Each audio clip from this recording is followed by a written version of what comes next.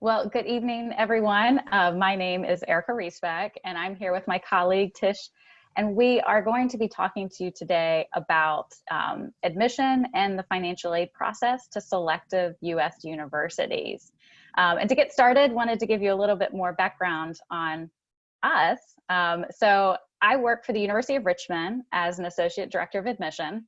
I have been in higher education for about 15 years, and I've worked at 3 different universities, but all of them have fit into the mold of being small liberal arts colleges.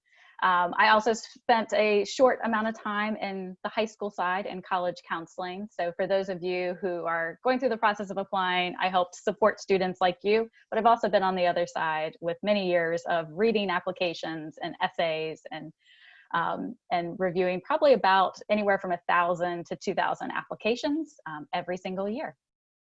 You are able, if you would like to join Richmond's contact list, it's not required, but if you're interested in receiving more information, I included the link here. We will also share our registration links for our individual universities at the end of our presentation as well. Hi guys, my name is Tish Kennedy. I'm one of the Associate Deans in the Undergraduate Admissions Office at William & Mary. I'm also the Director of Diversity and Access there. Similar to Erica, I've been in admissions for about 15 years. I don't know that I realized that it was so similar. For about 15 years. And I was also a high school counselor for 4 years before coming back to William & Mary to do this work. I also spent a couple of years in grad school admissions. So I worked for about 3 years in medical school admissions before getting into sort of undergraduate work and working for William & Mary. So that's a little bit about me.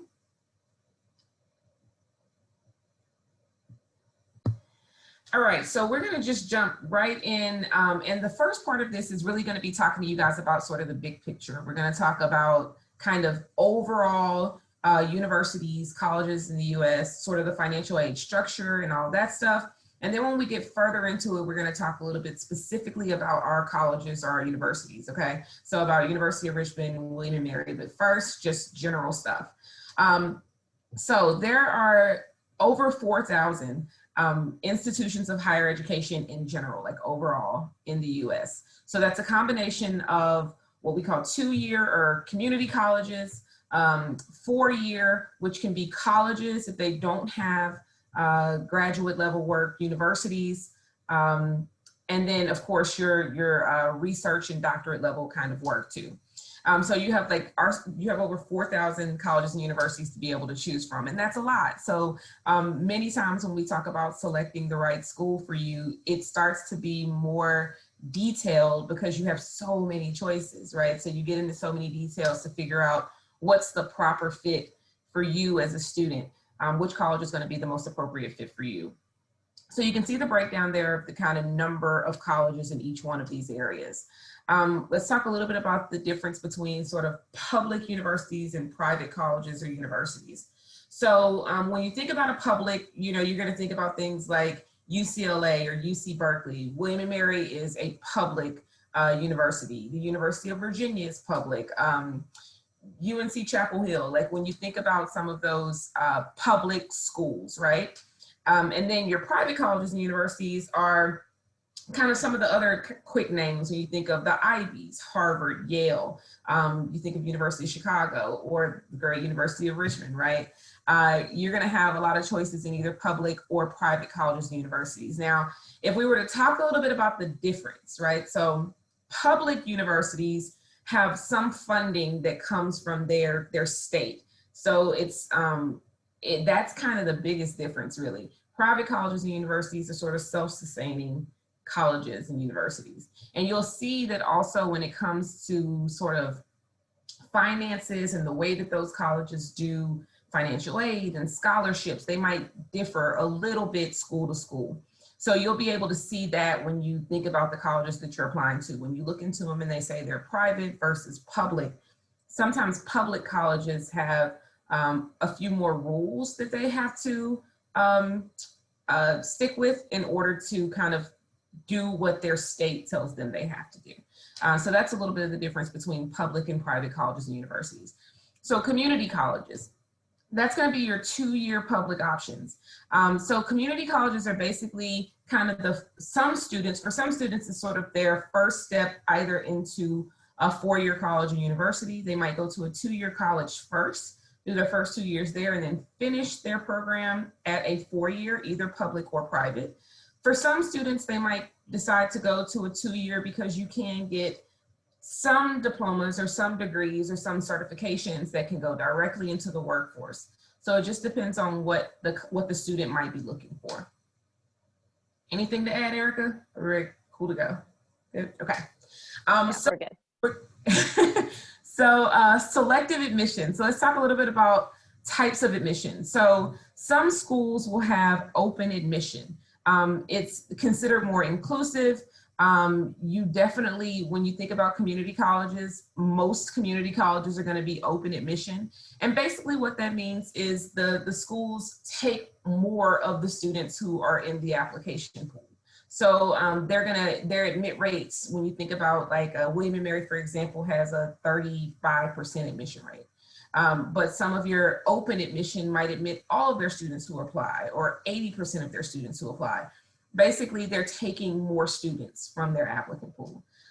Selective admissions is a lot of the colleges. So many colleges are going to be selective in some sort.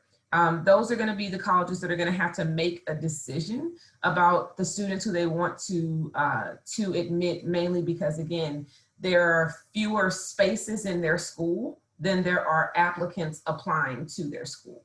So they're having to make decisions to figure out who's going to get to come to the school. The average acceptance rate for all 4-year colleges in the United States is about 66%. And there are really only about 50 colleges in the United States that have a 30% admit rate or less, right? So oftentimes we have lots and lots of conversations about those schools, those very, very highly selective schools. So when you think of that 30%, they admit 30% or fewer of the students who apply to the school, typically through a process that's considered holistic.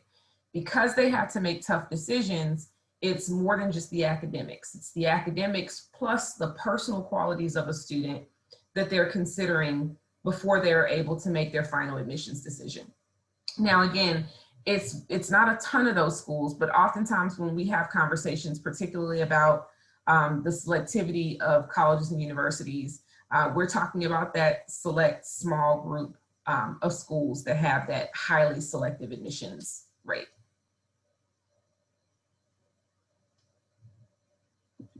So what goes into your application, and why do we ask for so much information? A lot of the holistic review process, because we are having to narrow down such a wonderful group of students into a smaller number to enroll in our class, we're limited by the size. We ask for you to provide a lot of information. Most universities in the US are going to ask either for a common application, a coalition application, or they have a school-specific application, an institution-specific application. So the Common App and the coalition, you can use at many different universities, but a school-specific application will only go to that school. But all of them ask for some of the same things: your biographical information, that's your name, your address, ethnicity, anything about your parents' background. You're also going to include information about the school that you attend. What classes are you taking as a senior, or have you graduated already?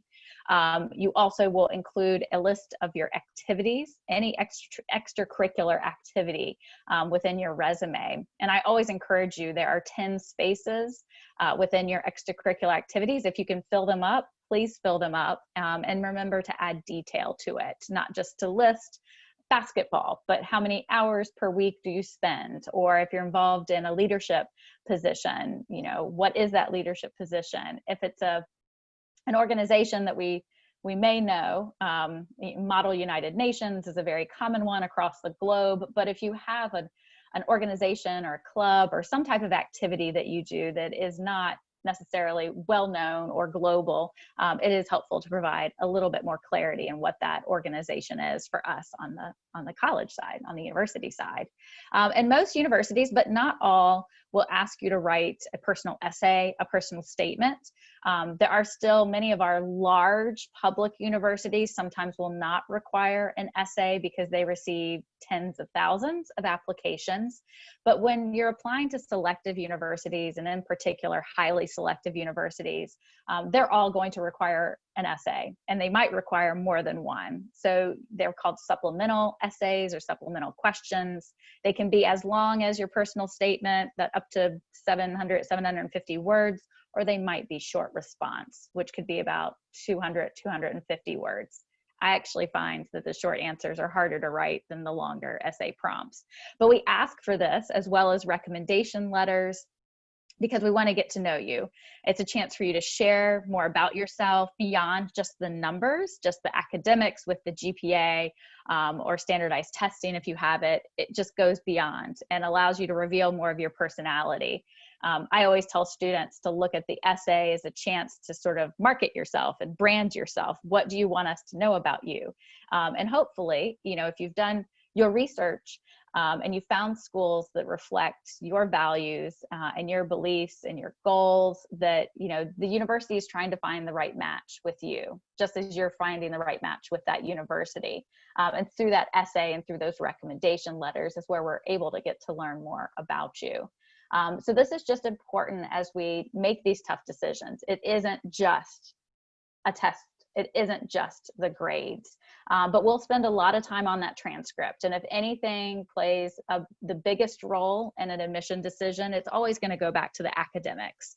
How well have you done within your 4-year high school experience? What type of classes did you opt to take? Did you take the most rigorous classes available to you? But we look at you in the context of your high school.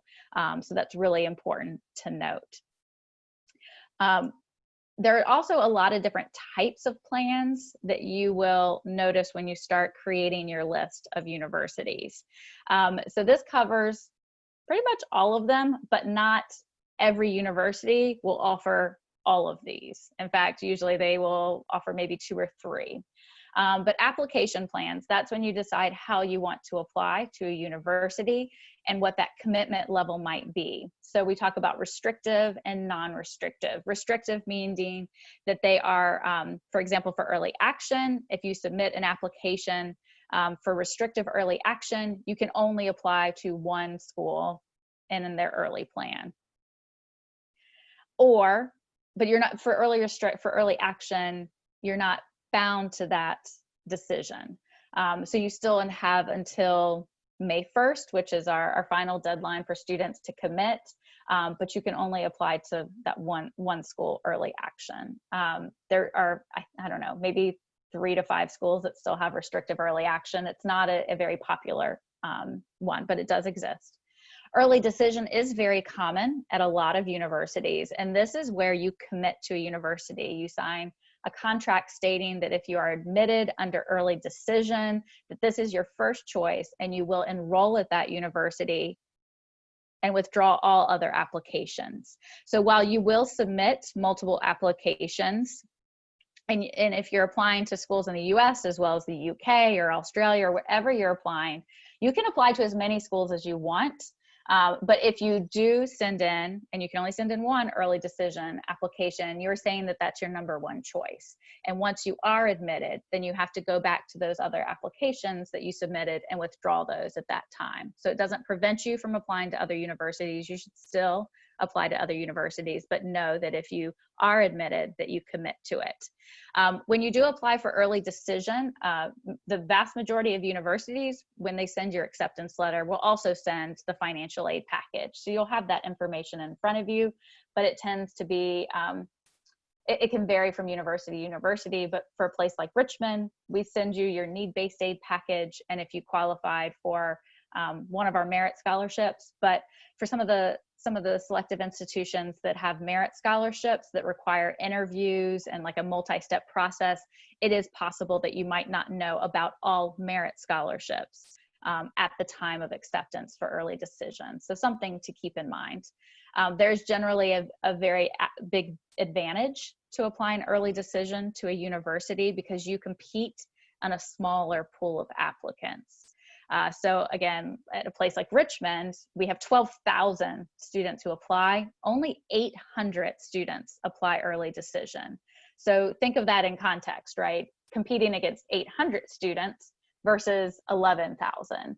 And so you can understand that the acceptance rates will usually be higher at early decision than they might be at other decision plans.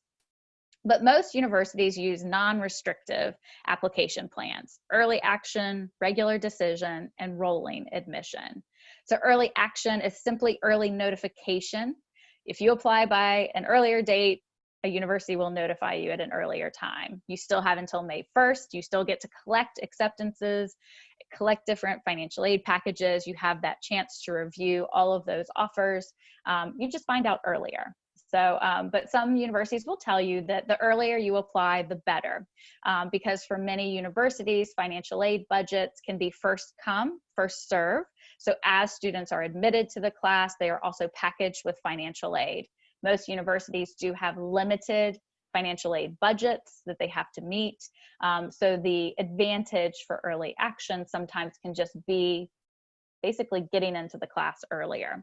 But that's an important question to ask any university that you're applying to find out, does it make a difference? Should I apply early action over, say, regular decision? And regular decision is the more traditional plan. That's usually the final deadline that a university offers, and then they have a designated decision date. So Richmond has a January 1st regular decision deadline. We notify students by April 1st, just to give you sort of a comparison. Rolling admission means that they will just continue to make decisions as you apply.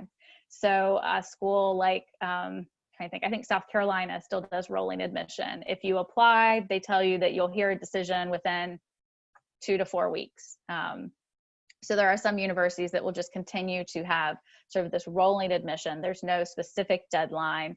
There might not ever be a deadline, but they will also tell you that, hey, the earlier you apply sometimes, the more chances you'll have to be considered for different scholarship opportunities, merit, as well as need-based. So just remember to check individual universities' websites to see if they have any recommendations for plans that you should choose, or if there's any difference or advantages of applying from one plan to the next. But I do caution you, even though early decision offers a lot of advantage, that is a pretty big decision to commit to one school. So that's why a very small number of students will typically choose an early decision plan.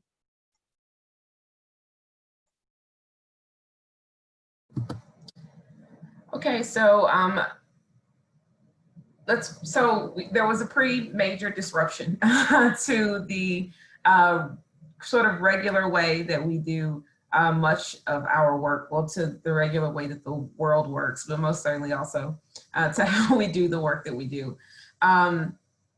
What we've done and what higher ed has done particularly is we have tried to include a question that gives students the opportunity to talk a little bit more about their circumstance and sort of how they were affected in a way that can help us better understand the context in their application. So when Erica mentioned all the things that you would put into your application for a holistic review, what could easily happen is with a shared experience like COVID-19, that could be, you know, if they have 12,000 applicants, that could be 12,000 applicants essay. It could be on 12,000 admissions applications as far as additional information, sharing things that may have made your high school experience different. So what the common application, the coalition application as well, Erica, is that right? Both applications? Yes.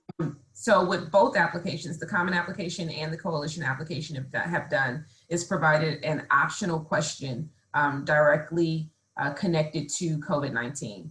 And what it does is it gives you the opportunity to share anything on the topic that you would like to share that can help us even with further context about what we might be seeing either in your application academically or personally, how this circumstance might have affected you.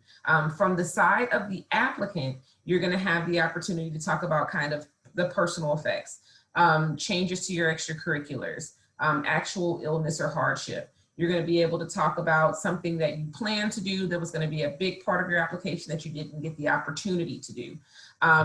We're going to be able to see that, you know, say you did play basketball and then this year, obviously, all of your extracurriculars were interrupted. This will be an opportunity for you to kind of address all those things, all of the personal aspects in one place. The really good thing about that is it still frees up your actual essay to talk about all the other things that you would have talked about in your essay without having to have this circumstance be this as well. Now, again, it doesn't prohibit you from talking about your personal circumstance in your essay, but this is a great opportunity to kind of have this additional space for this. Now, on the other side of it, this is also the good piece, is that we get to hear your voice, and we also get to hear the school official or your school counselor or whomever, their side of it, right? So this is how our high school changed. This is how what we would have offered is no longer what we're offering. Or maybe we went to pass or fail instead of number grades for however long. But any change to the circumstance or change to your particular learning environment, they would be able to share that with us as well. How long were students remote learning? Did it change the amount of time that students get to spend with certain courses, which could affect test grades or things like that later on? So this is going to be able to give us all the context that we would need. Again, with holistic review, the really great thing about it is that everything in your application is fair game for us to be able to read, understand, dig into, and get a little bit more information. And this provides an opportunity to really give us some context, because we know that your applications are likely going to look different than last year's students' applications from your same school. And this will be able to provide us a ton of context to help us understand how things might be different. All right, and applying test optional. So another change that you will see is that a lot of colleges and universities have decided to go test optional. Some for just a year, others have decided to go test optional for a longer period of time. So for example, William and Mary has decided to do at least 3 years to provide us the opportunity to see sort of if going test optional affects our admissions process at all. So what does it mean? Going test optional basically means if a school says they're test optional, what they basically mean is that you can submit scores if you want to. It's an option as to whether or not you want to submit scores or you don't want to submit scores. We understand that for some students, they might have scores but have not been able to take the test the number of times they would have in a different circumstance. For some students, they might actually not have test scores because testing dates may have been canceled in the area where they live. So they wanted to make sure that that didn't hinder you being able to apply to the school.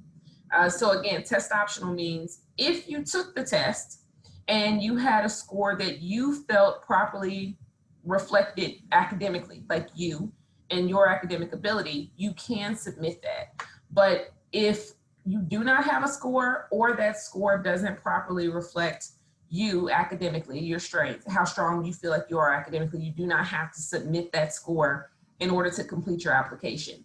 My suggestion is definitely to look at this in detail from school to school, mainly because it can be very different, and the differences can seem kind of small, but when you look at the detail, you'll be able to see that there's some differences. So for example, there are some schools that are test optional and they are fully test optional, meaning you don't have to have test scores to apply, nor do you have to have test scores to be considered for scholarships or merit aid in any kind of way. There are other schools that say, we are test optional for applying, but we need scores to consider you for scholarships. There are some schools that might say we are test optional if your GPA is over a certain point, but if your GPA is lower than that, then we need scores. There might be some schools that are test optional for the SAT and ACT only, but still require language tests or language proficiency tests. So it will be very important for you guys to look in detail at the schools to know what do I have to send in and what don't I have to send in order to complete my application. When should you apply test optional? Again, if you don't have access to tests or it creates a hardship for you to get to a testing site, something along those lines, then apply test optional. Don't submit a score. So that's one reason. Another reason would be you've maybe gotten to take the test once, you look at that score and you're like, this is absolutely not in line with anything else academically that I have to provide. You have the decision as to whether or not you want to submit the scores.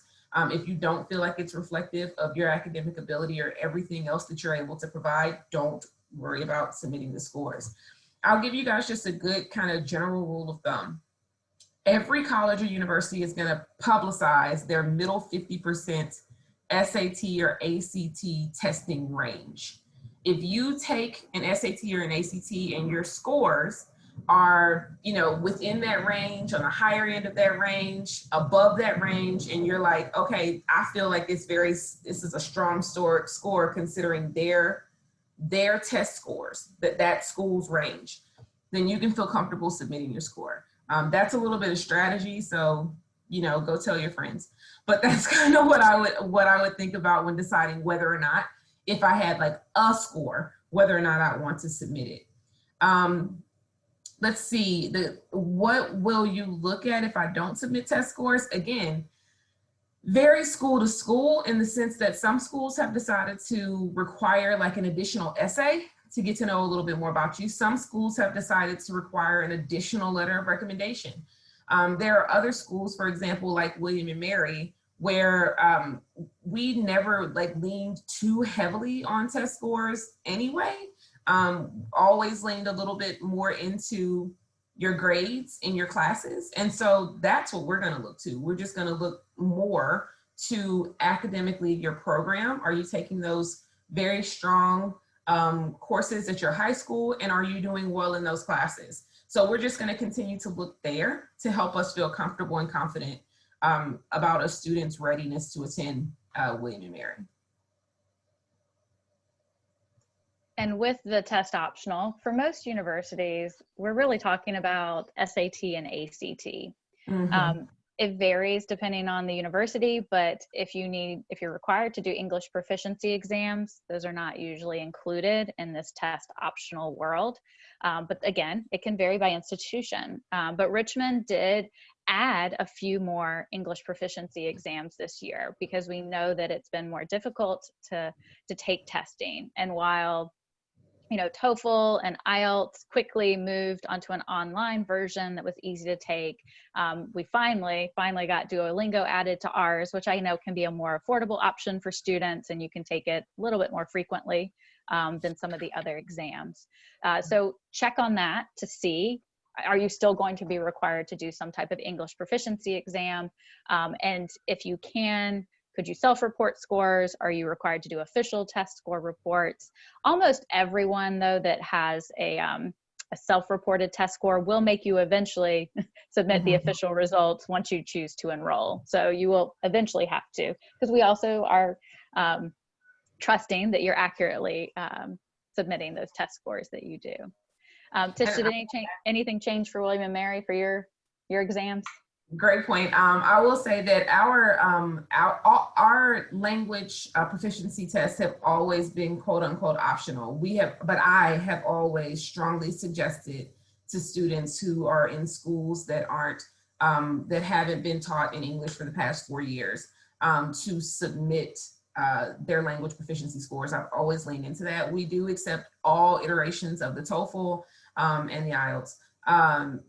We don't have Duolingo as of yet, but it is if you were to take Duolingo, for example, for University of Richmond, we do have access. We're not a complete partner yet, but we have access to be able to see those scores. So it's something that we can consider. The other thing that I will say is we also do initial view interviews. And so if you are not able to do a language proficiency test, like you cannot get to one, dates are canceled, any of those things, just do an interview so that we're able to do the evaluation on our part. And that can also help in the process for the holistic review. Oh, yeah, great point. Yeah, we look at initial view and Vericont. Pretty much any information you send to us, this is holistic review, we'll usually put our eyes on it and look at it. So the more you can share, probably the better in a year like this.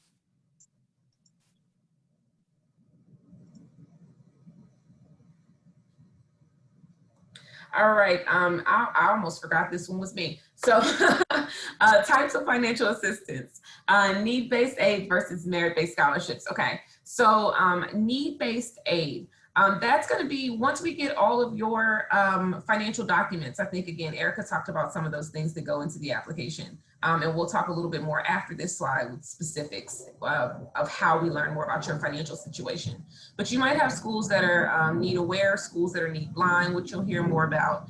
And once we get information about your particular financial circumstance, and the school can figure out kind of what is the estimated contribution that you and your family will be able to make to the cost of your education, that's where the need-based aid pops in. So whatever that space is between what you can afford to pay and what the cost of attendance is, the need-based aid starts to come into play. So need aware is basically the university gets to know about the student's ability to pay. Need blind means that when we're reviewing applications, we cannot see any information about your particular financial circumstance at all. And then what the college will do is give you a need-based financial aid package at the end of their sort of review. So once they decided to admit you, they will give you a need-based financial aid package. I think sometimes people hear need aware and need blind and they automatically think that need blind is like the best possible circumstance. But what I can say is there are times when schools might be reviewing through like a need blind process, have no idea of your particular financial situation, admit a student, provide a financial aid package that barely helps in the process because they don't know about your financial circumstance. Whereas need aware allows a college to be able to know a little bit more, allows a college to be able to consider how much this student may or may not need in order to be able to make a decision to attend their college or university. So I don't think either one of these is a good or a bad thing. It's just a different way that colleges go about the review process. So merit scholarships, again, need-based aid is all based on your financial need. Merit scholarships are based on your academic merit. The vast majority of the time, it's academic merit. How well did you do in your classes? How are your grades? How are your test scores if you're submitting those test scores, or if those test scores are required in order to be eligible for scholarships, for academic scholarships. But some scholarship could also be for your talents. So for example, if you're going to schools with certain art programs, they might have scholarships associated with the arts. If you are an athlete, colleges and universities might have scholarships associated with recruiting athletes to their college or university. So it's really going to depend on what those schools offer. The other thing to consider is to really dig into, do you need to complete anything else in addition to your application in order to be considered? Again, you can probably see a theme here that colleges and universities just differ a lot from school to school. So once you pick the list of schools that you're interested in, you're really going to need to dig into their websites or call someone in their office if you need to, in order to be able to get the specifics. Like, do you need, a test score for me to apply for scholarships? Can I get scholarships from your college or university, or can I get need-based financial aid from your college or your university as a student applying as an international student? All those are questions that you'll want to ask so that you're able to get all the information you need to make a decision about if this is a place you want to attend.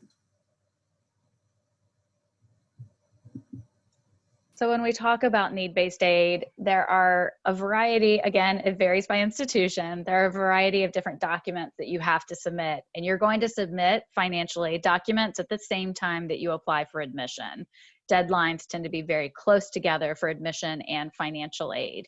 So for need-based aid, most international students are required to submit a CSS profile. That's a application through the College Board. So the same folks that handle SATs also run the CSS profile.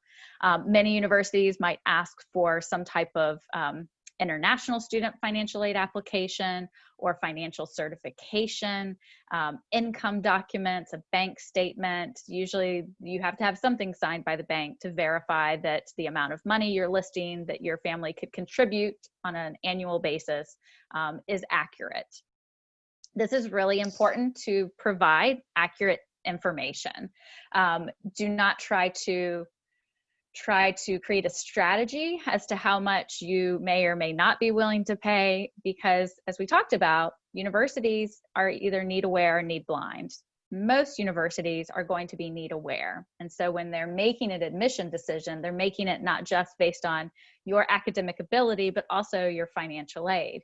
So they're going to be offering you a financial aid package based on these documents that you've submitted. And there is usually not any chance to change any information after these need-based aid packages are released. So I always tell students to put your best foot forward. Realistically, how much could your family commit to your education? And this, again, is going to be for almost probably 90% of universities in the US, they are going to consider your ability to pay in your admission decision. Some universities will guarantee to meet 100% of demonstrated need. It's one of the reasons that so many universities are need aware, particularly highly selective universities, because they do want to commit to making a university affordable to you. So they will be need aware, knowing that they have a finite financial aid budget for international students, but they want to guarantee to meet 100% of your need. Demonstrated need is going to be the cost of attendance subtracted by your expected family contribution. And expected family contribution is figured out by the CSS profile, your financial certifications, your bank statements. So subtracting your family contribution equals your demonstrated need. So say, for example, your family has 0 to contribute. That means that your demonstrated need would be the cost of attendance. So for a university who's going to be willing to put that financial aid offer out on the table, they need to know this information. As you can imagine, we're trying to admit as many qualified students as possible. So we do have to consider how much of our international aid budget we can expose. And so there is this sort of balancing act with trying to admit really great qualified students while stretching our dollars as best as we can. Demonstrated need is usually met with grants and scholarships. Sometimes, and this varies again by institutions, they'll include some self-help portion, sometimes loans, but I know for many universities, they do not use loans in the process because, of course, the difference between exchange rates and just, citizenship. So it's usually grants and scholarships that you do not have to repay. We talked about how some schools, though, might be need blind and not be able to offer you your actual demonstrated need. And this is called financial gapping. And that's where they admit you, great, but they can only offer you, say, $10,000, and your family would need $50,000 to attend that university. That's a large gap that you probably will not be able to make up. So just be aware that that does happen. And it is good to do your research to make sure that you are applying to schools that can meet your need, so that it can be a viable option for you when you apply. So financial aid gapping is unfortunately probably more normal than it is abnormal. So doing that research to find not only the great academic fit and personal fit, but financial fit for you is going to be important, and applying to a variety of universities. So there is a difference. Private universities have full control over their, basically all of their resources. Whereas a public university in the US is going to have some restrictions. A restriction might include having a certain percentage of students from that state that have to attend, right? So there's already spaces that might be reserved, or they might not be able to offer, because it's public resources, public money, they might not be able to offer need-based aid packages at the same level that a private university who has full control over their own financial resources. But do the research, check out the websites individually to make sure that you have, just a diverse portfolio of universities that you're applying to. I wanted to share with you this very, very, very short list just to kind of end, to give some reference. There are only 5 universities in the US who can be need blind and guaranteed to meet 100% of your need, just 5. There's about, probably about 80, maybe a little bit more, that are need aware, that also meet 100% of need. So there's lists out there. You just Google them into search engines, you'll be able to find them. But I just wanted to share how rare it is for universities in their financial aid review to be need blind in that process. So that's a very quick overview of sort of selective admission as well as financial aid. Both Tish and I have spent a lot of time on the undergraduate side, and we currently still work in an undergraduate admission office. So that's where much of this information lies. Graduate schools will vary, universities vary, even within the same academic department, admission standards will vary. But this was a definite focus on bachelor's degrees.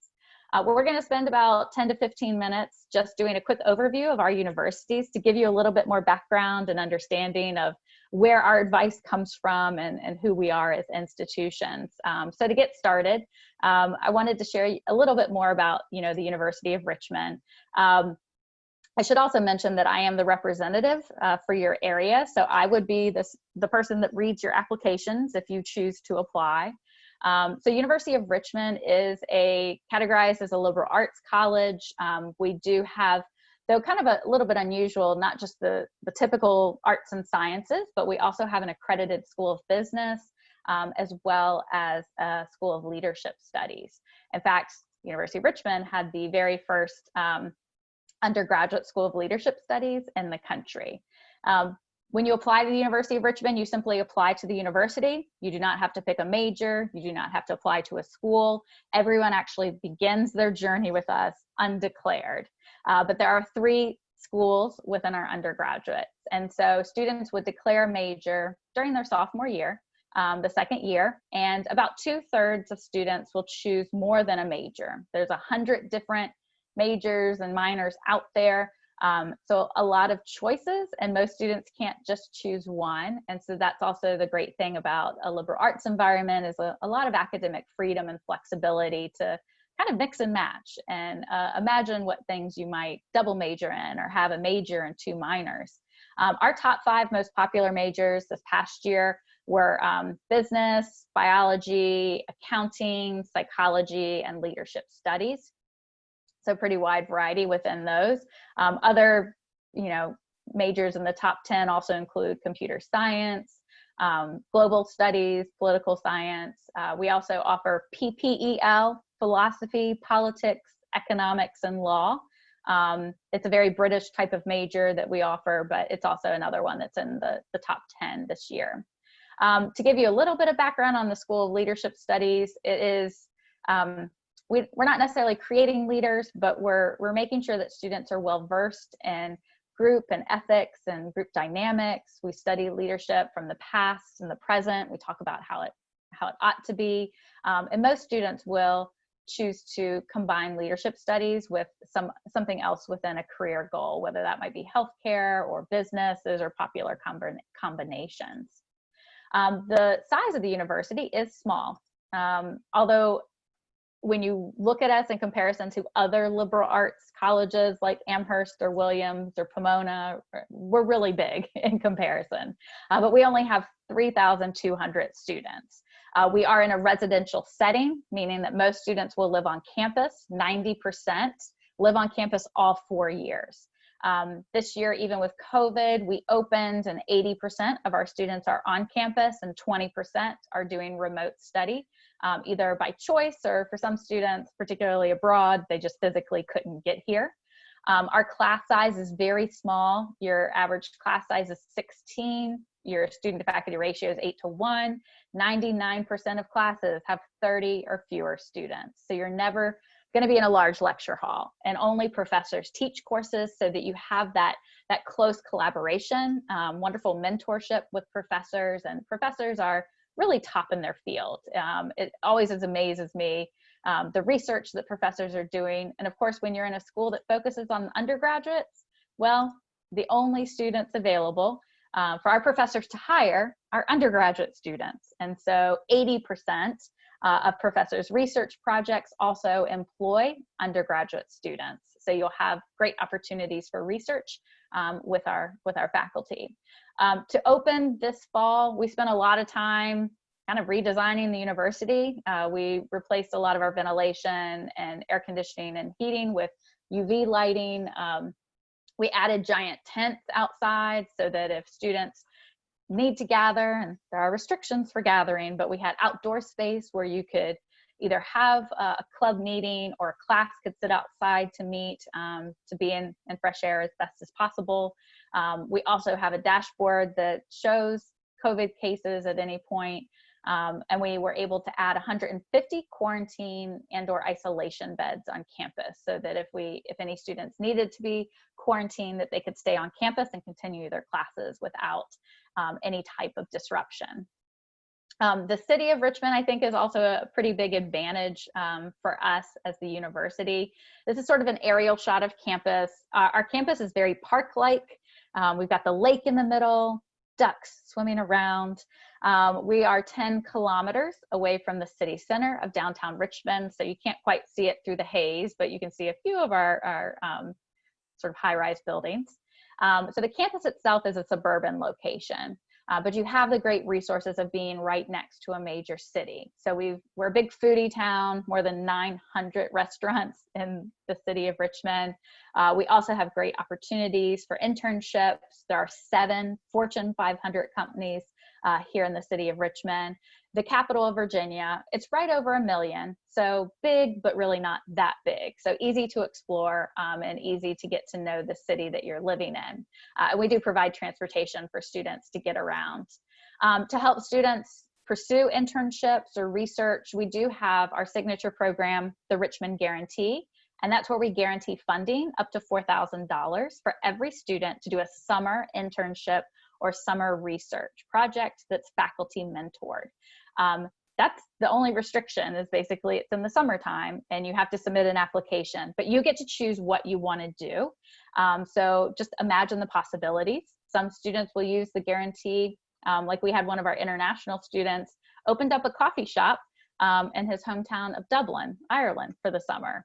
Pretty unusual, but also pretty cool. We want you to think outside the box. What is going to help you with building your resume? So when you start applying for either graduate school or for a job after you graduate from us, that you've got these really amazing summer experiences to showcase. The university, I think, the Princeton Review rated us #1, so it's not just me bragging anymore, but it is a beautiful campus. And it's also important, I think, to know that our students have some similar traits. A lot of Richmond students are ambitious. They're curious, right? 2/3 of them are choosing more than a major. They are smart. They really like being involved in campus life. There's about 200 different clubs and organizations.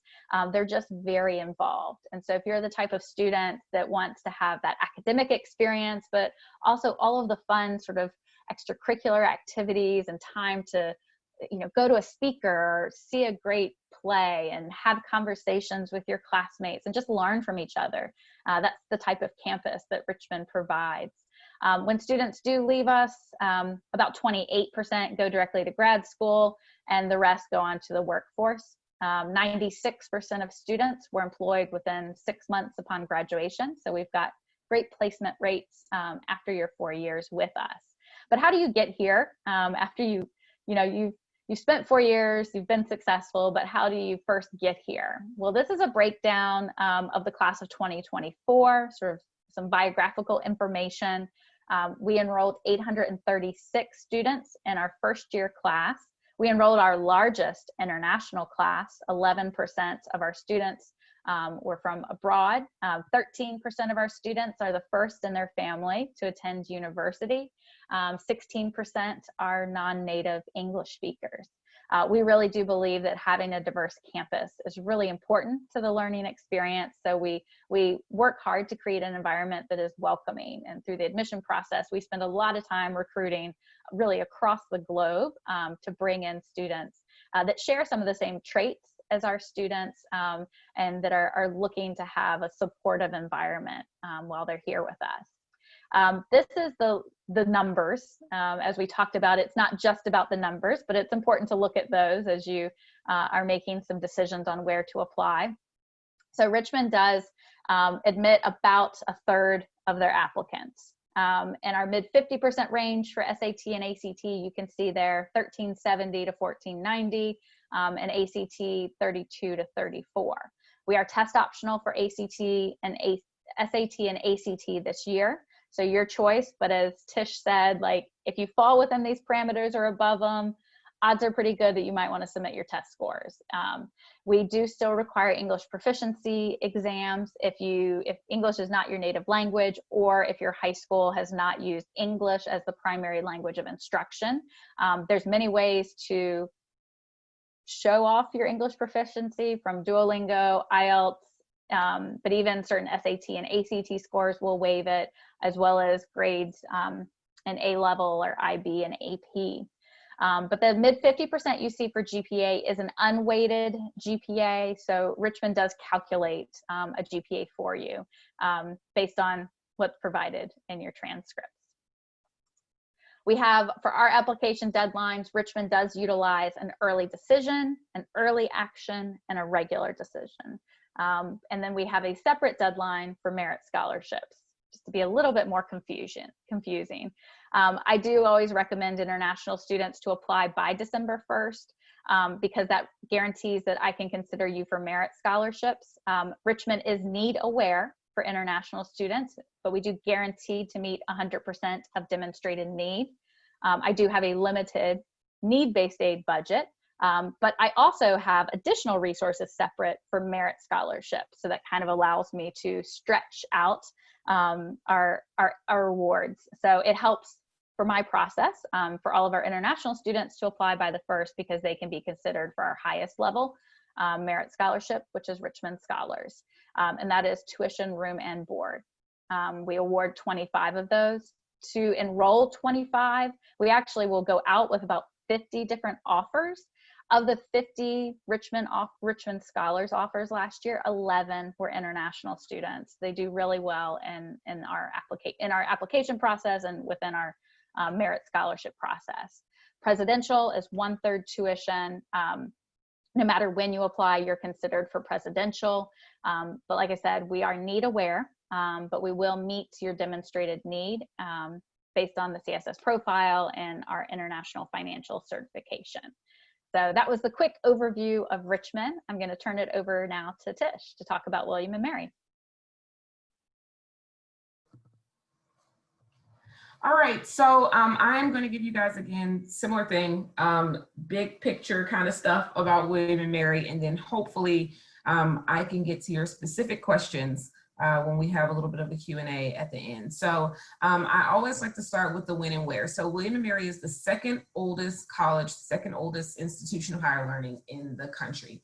The first is Harvard, and then came William and Mary. So we've been around for a long time. And oftentimes we talk about having been around forever. And I think that people are just like, you know, oh, is it because you guys are old? But I think that the really great thing about being around and being a college for this long is that we've had the opportunity to really figure out who we are. And we've had the opportunity to really figure out what makes our students successful. So over time, we've had the chance to kind of get it wrong and get it right, and finally kind of figure out what works for us and for our students. We are, when you think about history, when you think about the fact that we've been around since 1693, we were founded in February of 1693. Obviously, with that much history comes a lot of traditions. William and Mary most certainly considers ourselves, we consider ourselves a college of first. If you were to visit William and Mary and you went into the Wren building, which is the oldest academic building in continuous use in the United States, you would see a big plaque on the wall that had a list of first. And everybody at William & Mary has their favorite first. There are things on there like we had the very first honor code. We had the first fraternity system at William & Mary. We were the first school to offer electives at William & Mary. And we're very proud of the things that got their start at William & Mary that have since kind of gone on to other colleges and universities. But in addition to like the first, some of the fun stuff are usually kind of surrounding traditions. There are lots of traditions at William & Mary, and I think the thing that's so special about it and the way that it builds our community is that you can have a student who graduated in 95, a student who graduated in 2005, a student who graduated in 2015, and then, you know, last year. And those students will all be able to come together at homecoming and talk about either the tradition of convocation or the tradition of Yule log, and they will all understand that. So I think there's this really great thing about the traditions at William & Mary. My favorite traditions at William & Mary is certainly convocation. And convocation is actually this picture that you see on the slide is from convocation.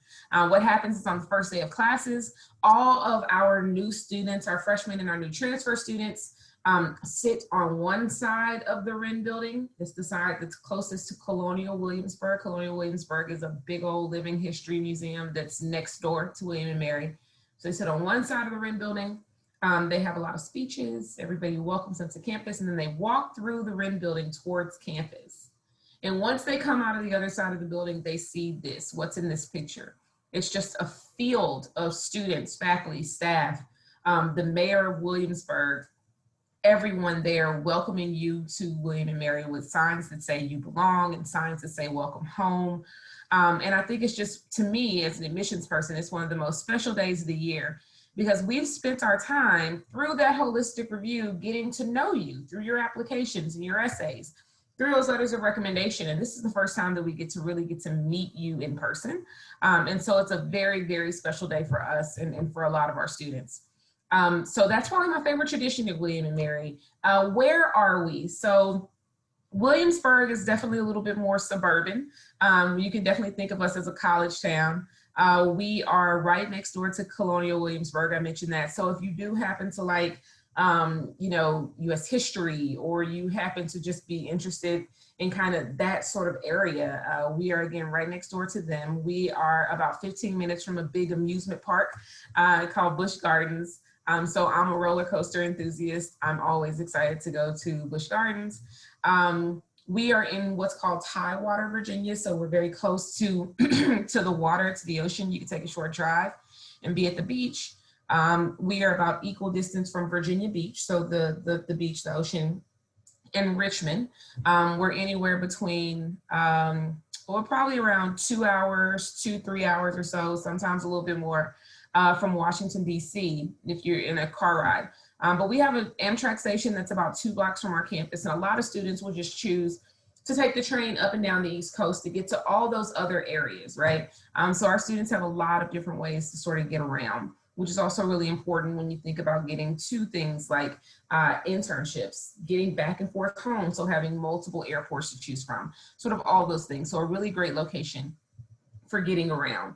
I know that I've talked a lot about ways to, and Eric, I'm sorry, I can see that I can't flip. So if you could change for me. Thank you. So I've talked a lot about ways to get off of campus, but let's talk a little bit about kind of the on-campus piece. So William & Mary is what you would consider a mid-sized college. I think that having been a high school counselor, some of the first decisions that students make are kind of, where do you want to be? Like, do you want to be in a big city? Do you want to be on a suburban campus? Do you want to be in a rural area, right? And then the other question is, do you want a big school or do you want a small school? And so many times I would have students who said they wanted a mid-sized school. And I found that was actually kind of difficult to find. Schools are either like smaller or they get big really quick, like 17,000 students or 20,000 students. And we are truly a mid-sized college.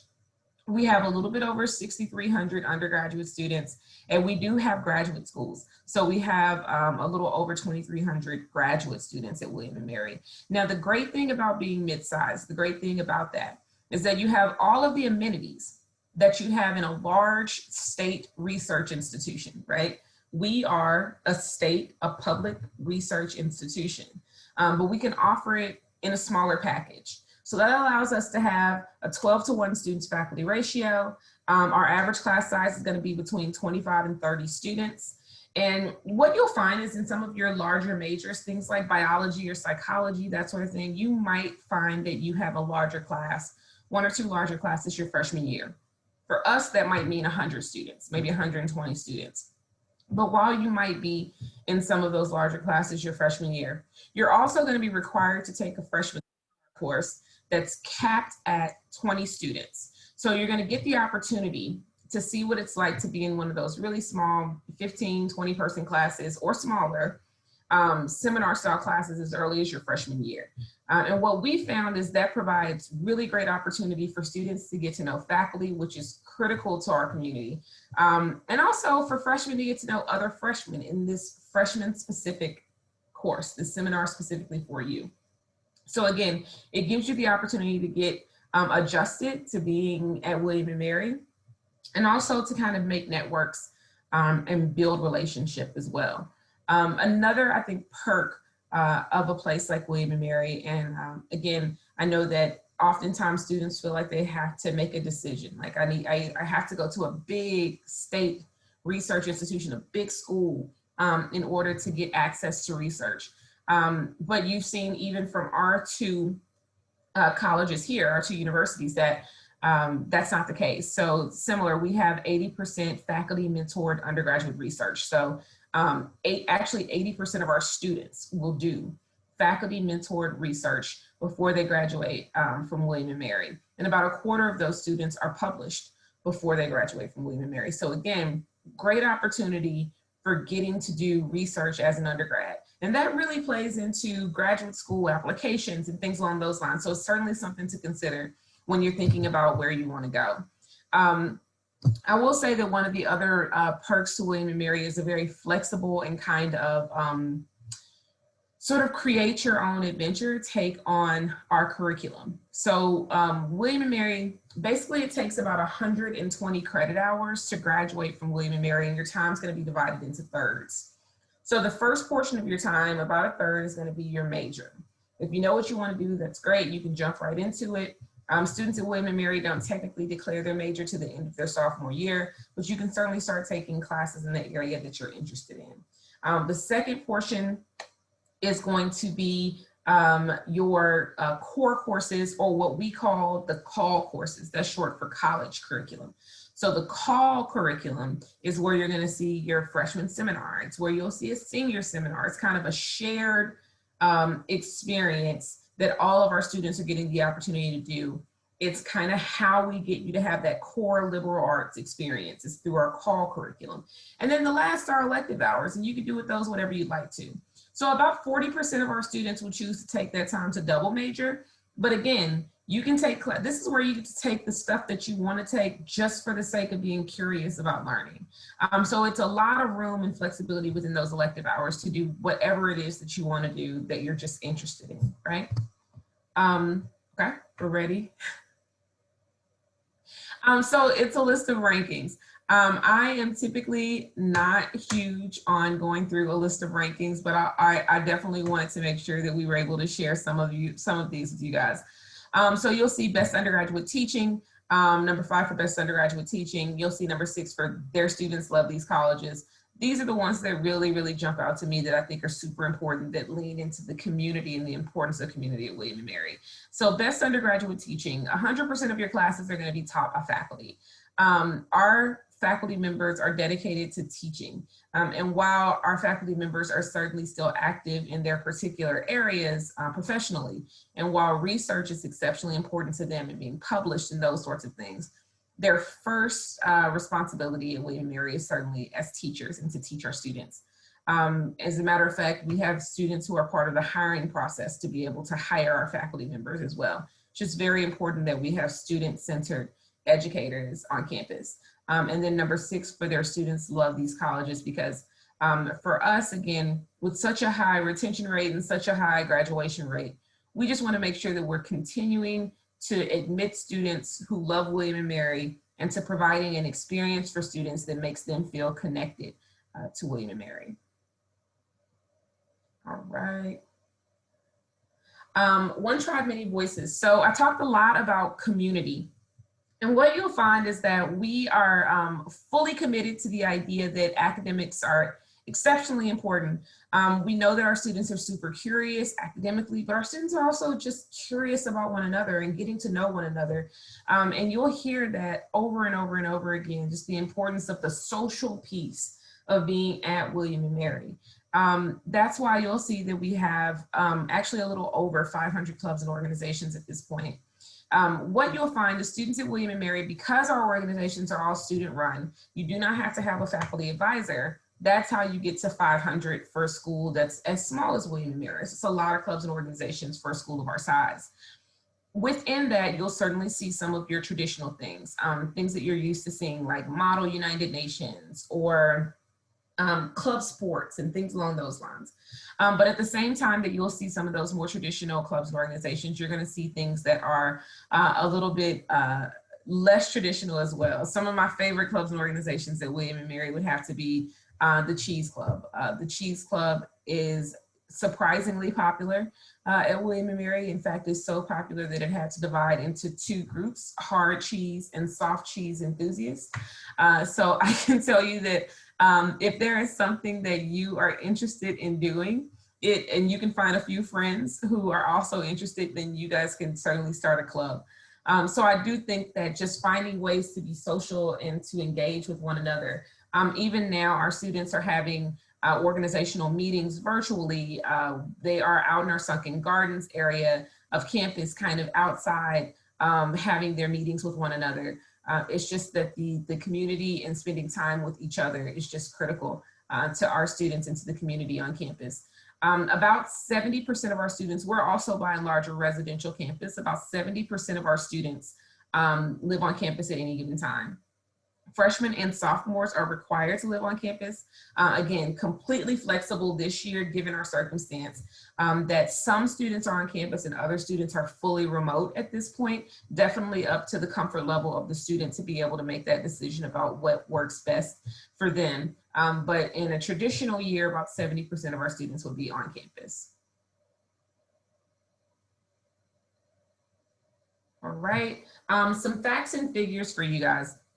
So these are just some of the numbers, but I'm actually going to also use this page to talk a little bit about admissions and sort of what we look for in our applications. So we talked a lot early on about the idea of a holistic review, the idea that everything that's in your application is sort of being considered when colleges and universities look at kind of a holistic application process. And what we found is, while the numbers piece of things is definitely critical, every admissions person wants to know that they're admitting a student that they feel like would be successful at their college or university. We want to make sure that we're setting you guys up to be successful wherever you go. The personal aspects are going to be super, super important. And again, particularly at places that's like our size or even, University of Richmond size, you're going to want to make sure that you are admitting students who can give academically to your environment, but certainly who can also give to the social piece of your school and who can give to the community. So that's going to be just as important to us. When we review applications, we're primarily looking at 6 areas. 3 of those are going to be more numbers oriented. 3 are going to be more personal attributes of the student. So the number side of things is likely going to be the same stuff you guys hear if you were to hear from anybody, really. We're kind of looking at the same things. Colleges will place different emphasis in different areas, but we're all sort of looking at the same stuff to be able to make our admissions decision. The first thing, and I would argue probably the most important part of your application, and actually I'm going to go backwards and tell you kind of how everything flows. So once you complete an application to William and Mary, it's going to be read at first just by one of our dean's team members at random. The second time your application is read for you guys, it'll be read by me. But what that means is it's being read by your regional dean. So that's the person who is responsible for understanding your particular learning environment and being able to advocate for you in the committee process. And typically we see your application again in committee. And committee is where we make our final admissions decisions.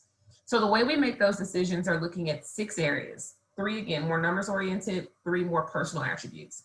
The number side of things, we're going to look at how challenging is your program. So basically that's a combination of your school official or your high school counselor sending us a secondary school report that tells us a little bit about your school, and then your program on your transcript that tells us, did you take advantage of what was offered to you at your school?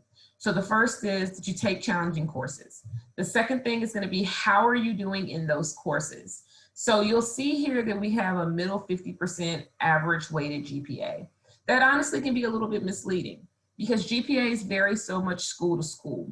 And because we're not currently recalculating GPAs, that's really our attempt at trying to give some number so that students can have some idea of what a middle 50% might look like for us as far as the GPA is concerned. But I know that, again, it's mostly directed towards understanding how you're evaluated and did you do well in those courses, more so than just the particular numbers on the GPA. So how are you doing in the classes? Excuse me. How are you doing in your courses? And then the last numbers oriented piece is actually optional. And that's going to be your test score. So the SAT or the ACT, an optional part of the application. We've already talked about what optional means. But if you did want to submit your scores, you could feel free to do that. If you decide not to, again, no worries, you do not have to. But that's one additional numerical piece that we can consider if you do decide to submit it. The personal attributes, the way we find out more about you. The first thing that we're going to look to will be your letters of recommendation. So again, you technically only need one letter of recommendation from your school counselor in order to complete the application. But I know that some of you may be in larger schools. Maybe you've moved. Maybe your counselor doesn't really know y'all that well. So really all the counselor technically has to do is submit that secondary school report. We tend to see students who submit additional letters from teachers, maybe who taught them their junior or their senior year, who can speak more on behalf of who they are in their current community, which can give us a little bit of an idea of who they might be in our community. So again, letters of recommendation. The next will be your extracurricular activities. So are you involved? Are you leading? What it really means when we ask for extracurriculars, what I really want to know is how are you spending your time outside of your academics? For some of you, that might be clubs and organizations associated with your school. For some of you, it might be clubs or organizations or whatever, just associated with your community, where you're within your city, not necessarily with your school. I was a counselor for a student who was really into DJing, and I actually ended up DJing at the Grammys. And obviously he could not put on his common application like presidents of the DJs, right? So it's not so much about being leadership in everything. It's just what are you doing? What are you excited about? What are you passionate about outside of the academics? What that says to me is it signals to me that you might be involved in some of these 500 clubs and organizations that we have on campus, that you might start your own club or organization. But again, we just want to see that you be able to give more to William & Mary than just the academics. And then the last part of your application are your essays. And we will, the common application, the coalition application, have an essay that you have to complete in order to complete those applications. And then William & Mary has a quote unquote optional essay. This is one of the few times when you will hear me say that although something says optional, do it. If a college or university gives you an additional opportunity to speak on behalf of yourself, to write on behalf of who you are, to give us anything more about your personal attributes, we are normally asking because we want to know. And I would take the opportunity to include all of those things so that we can definitely have additional personal qualities directly from your voice, from you as the source, about who you are and who you might be in our community. So I would definitely take advantage of that additional essay opportunity. Right, I think I have one more slide, Erica. All right, so dates and deadlines. So we are one of those early decision schools. At William & Mary, we have that binding decision process. So we have 2 dates for you. We have early decision 1, which is November 1st. Again, it's the binding decision process. And my suggestion is always to do all of your financial information up front. The reason why is because we will provide any need-based financial aid that you might get as a part of your letter.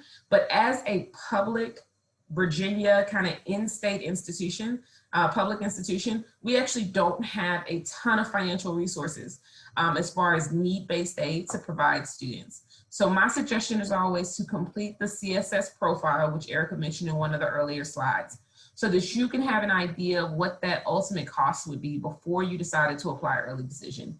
I would caution any student that I talk to, out-of-state students who are US citizens, as well as our international students, because so much of our resources go to our in-state students as far as like aid, financial aid for need. I always advise that students who are out-of-state or our international students do all of their financial aid information up front if they decide to apply early decision, so that you can know sort of what you would be responsible for ahead of time. So the deadline is November 1st. We also have an ED2. The deadline for that is January 1st. Now, early decision 2 is exactly the same as early decision 1. Both are binding. It's just that we know that November comes around really quickly, and you might need more time to make such a serious decision as deciding to apply early decision. So we decided to give you a second date. And then regular decision is also January 1st. Regular decision is the one that gives you, again, the opportunity to compare packages, scholarship, and merit aid from school to school, or maybe you just still need time to make a decision as to where you want to go. You can't settle on one school. So early decision would be the best decision for you. I will say again that I think that if you decide that William & Mary is an absolute appropriate fit for you, early decision is certainly a good choice. There's a slightly higher admit rate, but I will be completely transparent that to me, if you need the flexibility to be able to compare universities, I would definitely feel comfortable with going regular decision in order to do that. The other thing that I will tell you guys too is to make sure that you take a little bit of time to kind of really settle down and figure out if you have access to test, if you want to submit a test, all those sorts of things. Because the other thing that we are very comfortable with doing is having scores come after your application comes. So even though these are the dates in order for you to have your application in, if some of those other materials trickle in after the fact, that's completely okay as well. I think that is it for me. So it looks like it might be time for questions and answers. No one has posted anything yet in the chat, but hopefully. So the first question is, SAT truly optional and including for full ride scholarships? Yes for Richmond. Yes, we are truly test optional. For SAT and ACT, they still require the English proficiency. And yes, Richmond is accepting Duolingo English test. If you go to our website, you can see what we'll list our competitive scores. So for like Duolingo, competitive score is 125 or higher. TOEFL IBT is generally 100 and up. And for William & Mary, they're considering Duolingo. Do you have any recommended scores? We actually are not. We are on our way to accepting Duolingo. Our score range is likely going to be very similar to University of Richmond. If we decide to go sort of that route, we're still seeing how test dates are landing. I will say again that we do have access to Duolingo tests. So if you do take a Duolingo exam and you don't have access to a TOEFL or an IELTS, you can send those to us unofficially for us to be able to consider in some fashion, just as an additional optional piece to your application, but we're officially taking TOEFL and IELTS. Okay. Another question, do we accept TOEFL? Yes, we both accept TOEFL in all forms of it this year. Another question, sort of very similar, like, will students who could not take an SAT and those who decided not to submit their score be considered the same? We won't know who has just not been able to take a test and who chose not to share with us. And some universities are even talking about in our review process how we can get in that mindset of not assuming anything about an applicant because they apply test optional. You might hear some universities are reviewing test blind for the first review process. So we are truly trying to look at you without any bias, right, about the test scores. One question is about recommendation letters. So sometimes you might not be close with your school official or your school counselor, and that's okay. I think it's always good for a counselor to be honest in that when they submit, they might just state like, I do not know the student well, please reference the teacher recommendations. And that's okay. And we will rely more heavily on those recommendation letters from a teacher or someone who knows you better in the application process. So it won't be negatively impacted. We're really used to that for any student that attends a very large high school where one counselor might be responsible for 300 students. Our assumption is not that they'll know them well enough to write a descriptive recommendation letter. So again, we won't disadvantage students for that. Tish, do you want to answer about, do extracurriculars at school have to be connected with my future major? Great question, and no, not at all. Extracurriculars at school, and now they do tell us a bit about you. I think that sometimes they do round out a story. So I would say that, you know, for us, for example, at William and Mary, you're actually not applying into a particular area of study anyway. You're just applying to William and Mary, and then you declare your major once there.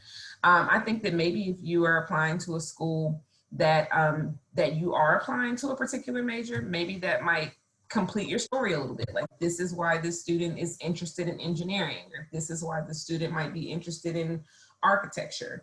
But for us, it's not a big deal at all. It's just more, you know, are you involved in things outside of the classroom? Another question. This is a question about studying in the US. I'm from Kyrgyzstan. Will I have visa problems? This is just ongoing. Things have been changing frequently within our State Department and visas. There's actually some new legislation in the process. This is a very big unknown for us. We can never predict who may or may not have visa issues without COVID, right? COVID obviously closed embassies, and so that impacted students a lot. But normally, if you exclude COVID, I would say that, I'm assuming William & Mary's the same. I mean, Richmond always has 100% rate of getting students F1 visas to study. And we've never had any problems.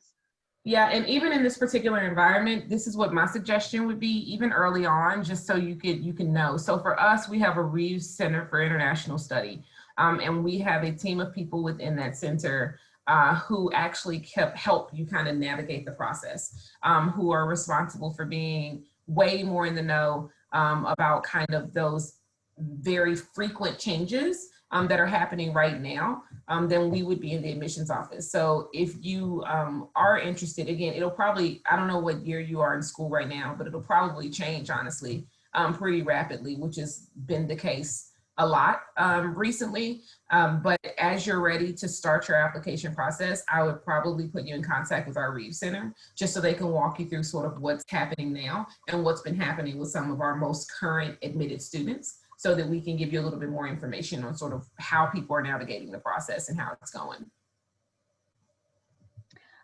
Another question, can we submit my best scores from TOEFL? Richmond, yes, we look at my best TOEFL scores. William and Mary as well. Awesome. There's a lot of great questions. Yeah. How about, are there any supplemental essays? Yes. Yes. Richmond has one additional essay. What about William and Mary? And William and Mary has one additional essay as well. And it's basically very open-ended. Tell us a little bit more about yourself. It pretty much is honestly that open. So I will give you a bit of advice again. If you have a personal statement that you've used for other colleges or universities, it's pretty easy to rework to fit William and Mary, specifically tell us like more about you, you know, kind of essay. Yep. Someone pointed out that my link did not work. I apologize. So I updated my event in case you would like to join our contact list, or you can just join the contact list from the normal website as well. No preference there. One question was about portfolios for art or music, theater. Are those required when you apply? Portfolios for Richmond are not required unless you're applying for one of our departmental scholarships. So we do have music, theater, and dance scholarships. So to be considered, you have to submit a portfolio. Otherwise, it's completely optional, and we'll look at it for your admission application. But for scholarship, we do require it. We don't require portfolio at all. What are the typical requirements for receiving a merit scholarship? That varies a lot. For Richmond scholars, I always try to frame it the best way I can. You know, we are looking for the top kids, right? 50 students out of 12,000 apps. So it's usually not that, you know, you're the best student in your high school. It's that you're like the best student in more than a decade at your high school. There's just some things that really stand out, but academics plays a huge role in that. So the types of classes that you take, as well as the grades that you've achieved, and have you shown leadership, or are you kind of like a change maker? I don't know. There's a lot of different qualities when selecting a merit scholarship finalist. Yeah, I think merit scholarships for us is just amped up holistic review. So exactly the same things that we were mentioning for the sake of like admission, but then just take that kind of completely ramped up, and that is sort of the way that we would review for our scholarships as well. So they are definitely academically, those pieces will need to be super, super, super solid. But I will also say that those personal qualities are just as critical in the scholarship review as they are in the traditional kind of holistic undergraduate admissions review. Yeah. Another question is like, what type of aid is offered to international students? At Richmond, we offer need-based aid and merit scholarships to internationals. Mm-hmm. And we actually are not able to offer need-based aid. And so there are some limited merit scholarships for our applicants. Now, again, I will say that's also a big difference between sometimes your public institutions and your private institutions. But so keep that in mind as you're looking at other schools too. All right. Well, we have reached time. I know it is 9:30 your time, 11:30 here. We have had a wonderful time speaking. Thank you so much for hosting us. Thank you a lot for doing this webinar and for answering all the questions. And I know that we will have more questions coming, but it's pretty good. And thank you everyone for joining us today. Thank you. And if you do have follow-up questions that we weren't able to answer, please feel free to reach out to either of us by email. We'd be happy to chat. Right. Drop my email address in your chat box. Okay, I will find your emails and I will send you the list of registered. Thank you.